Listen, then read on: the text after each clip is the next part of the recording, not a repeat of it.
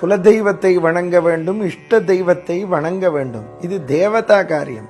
இப்ப தேவதா காரியத்தை செய்யணும். எப்படி தினந்தோறுமே குலதெய்வத்தை வணங்கணும். அப்ப குலதெய்வம் வெளியூர்ல இருந்தா போக முடியாதே. மாதத்தில் ஒரு நாள் போக வேண்டும், ஆண்டுக்கு ஒரு முறையாவது போக வேண்டும், குடும்பத்தோடு போக வேண்டும்.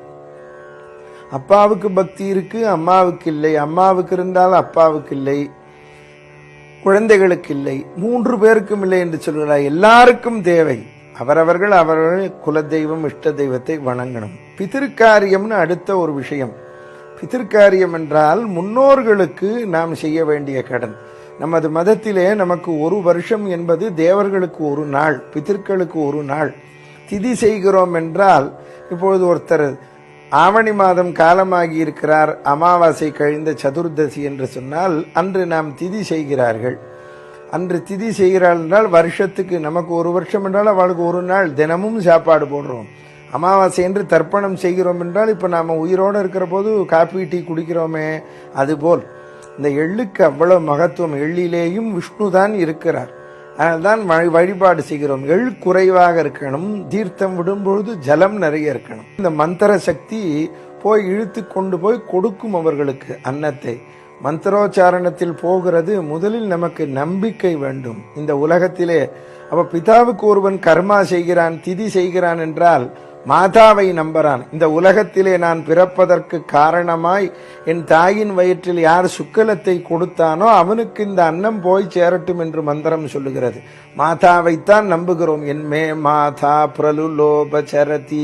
இந்த உலகத்திலே நான் பிறப்பதற்கு காரணமாய், அப்ப மாதாவைத்தான் நம்புறோம். அதுதான் விவேகானந்தர் சொன்னார், mother is God, father is faith. இதில் ஆண்கள் தான் செய்ய வேண்டும், பெண்கள் செய்யக்கூடாதா என்று கேட்கிறார்கள். கூடாது. மந்திரத்தை கற்றுக்கொள்ள கூடாது என்று சாஸ்திரம் சொல்லுகிறது. கூடாது என்று சொன்னதை முரண்பாடாக செய்வோம் என்று சொன்னால் அனர்த்தம் தான் வரும். பிரணவமே பெண்கள் சொல்ல இயலாது. கூடாது. ஆண் குழந்தை இல்லாதவர்களுக்கு யார் செய்வார்கள்? பெண் குழந்தையிடம் பிள்ளை வாங்கி செய்வார்கள்.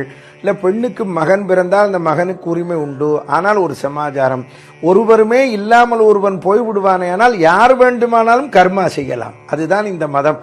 அநாத பிரேத சம்ஸ்காரகா அஸ்வமேத பலம் லபேத்துன்னு இருக்கு. அநாதை ஆதரவில்லாதவனுக்கு யார் கர்மா செய்தாலும் சரி, அஸ்வமேத யாகம் செய்த பலன் ராமபெருமான் ஜட்டாயுக்கு செய்தார்.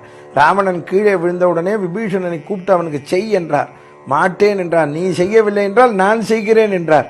ஆக இந்த இடத்திலே தெரியும். அதனால்தான் மாலையபட்சம் தர்ப்பணம் செய்யும் பொழுது நம்மளோட பழகினவர்களுக்கும் மந்திரம் சொல்றோம், குழந்தை இல்லாதவர்களுக்கு சொல்றோம், நண்பனாக பழகினவர்களுக்கு, உறவினன் எல்லோருக்கும் சொல்லுகிறோம்.